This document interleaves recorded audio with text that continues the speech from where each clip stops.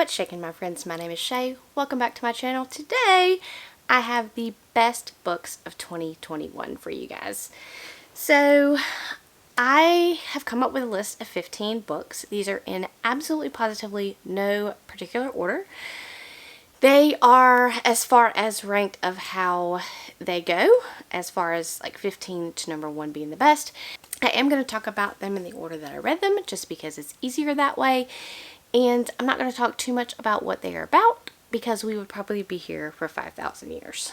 So without further ado, here are my best books. The first one I want to talk about is one of my first reads in 2021, and that's going to be Verity by Colleen Hoover. This is this is a thriller type from her, and I'm not going to talk too much of what it is about because it will spoil it, but I really enjoyed it. I enjoyed the twists and turns in this one, and I have enjoyed some of the romance works, and I really enjoyed this work from her as well. The next book is Amelia Unabridged by Ashley Schumacher. So this book I got originally as an ARC, and I read it and adored it, and I immediately bought a physical copy, and I am not sad about it. This is a YA romance. It has some kind of magical realism elements in it, which generally I do not like, but I absolutely positively loved this. Cannot recommend it enough. In fact, I did a lot of promo for this book. I praised it everywhere possible, and it actually got me a lot more ARCs, and I have the next book by her that's coming out in February that I cannot wait to get to as well. Perfect on Paper by Sophie Gonzalez. This is a queer YA contemporary romance, which I thoroughly enjoyed. Most of the characters in the book are queer. Loved it, loved the characters. It was like a found family type book. I absolutely adored everything about this book. The writing, the characters, everything. Highly recommend. Then we have Winter's Orbit by Everina Maxwell. I read this on my Kindle after I had heard it being recommended a lot by fellow booktubers, and I immediately bought a copy because this is a queer adult political sci-fi, and I fell in love with it. Highly recommend it. 5 stars. One of my best reads of all time. The Midnight Library by Matt Haig. This is a very controversial book. Either you really love it or you really hate it. Matt Haig himself suffers from depression, so a lot of people talk about how this actually is a terrible representation of depression, and I don't necessarily think that is so. I think you need to know going into the book that it is what this deals with is depression and suicide, so if that's something that triggers you, you absolutely positively do not need to read this book. But I fell in love with it. I loved our main character. Again, this does involve her depression and her suicide, and basically after she commits suicide, she goes into this library that is the interim between worlds, I should say, and she gets to relive some of her life and see what she would do differently, and I absolutely adored it. This is actually the only Matt Haig book I have ever read, and I intend to get to more of his work soon. Firekeeper's Daughter by Angeline Boulley. This is a YA mystery, contemporary mystery. Loved it. Loved the topics of it. I feel like it did read a little bit more mature in the latter half of the book, but completely fell in love with the writing, the characters, the overall arc of the story. Fantastic. 100% recommend. Flamefall by Rosaria Munda. This is the second book. The first book in the series is called Fireborn, and I really loved Fireborn. I gave it 4 stars, but after I read Flamefall, I just fell in love. This is a YA political fantasy, and it is everything. They are going through revolutionary times, and they are great characters. There's a love story, of course, but it's more about the politics of the world, and I absolutely positively think it was very well done, and I cannot wait for the 3rd book to come out, hopefully this year. If y'all have not heard me talk about this enough on this channel, it's going to be the Illuminae Files by Jay Kristoff and Amy Kaufman.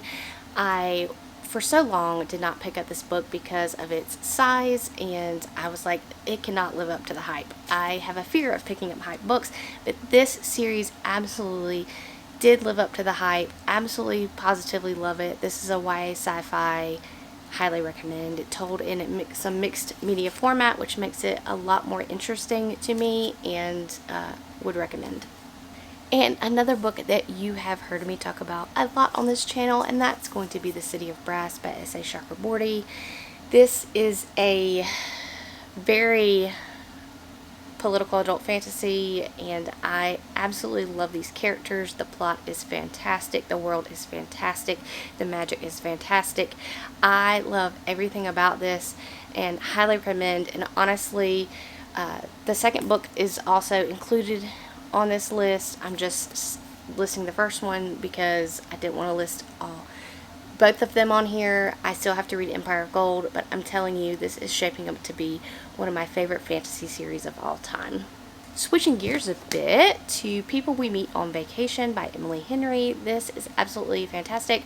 I read Beach Read in 2020 and gave it 3 stars. Didn't really care for it too much. Almost did not want to read People We Meet on Vacation because of that, but I'm glad I picked it up. This is a friends to lovers, and it is fantastic. Highly recommend. If you didn't like Beach Read, pick this one up. I think you will like it. Even if you did like Beach Read, still pick this one up. Still think you'll like it. Love this book. Life's Too Short by Abby Jimenez.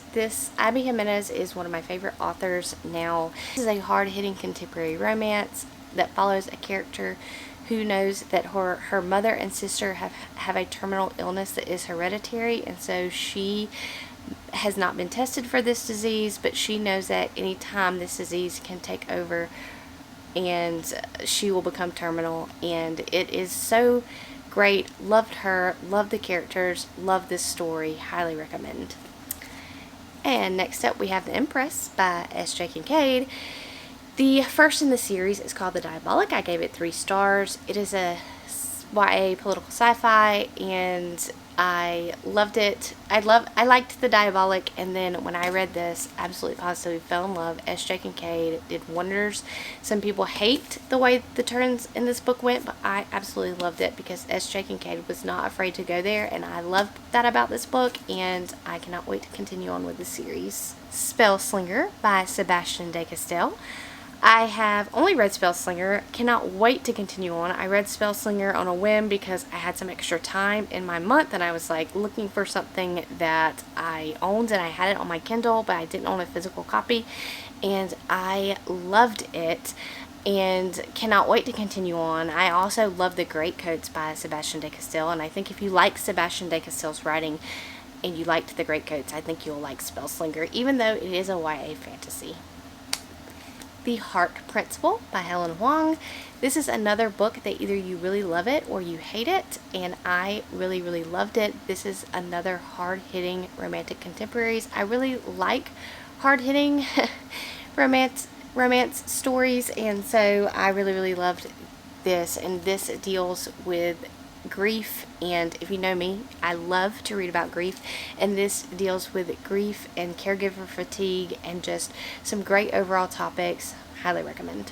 And last on my list is going to be The Hand of the Sun King by J.T. Greathouse. This is an adult fantasy that took me by surprise in the month of December. I had heard a lot about this book from Petrick and decided to give it a try. I did have an arc of this before it came out, but I did not get to it, and I'm so glad that I finally did get to it in December, and I immediately ordered this beautiful physical copy for my shelves. Cannot recommend this enough if you're looking for a new adult fantasy series to start.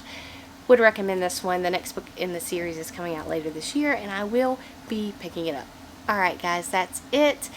Thank you for watching, and I hope that you will pick some of these books up and love them too. And I will see you guys next time.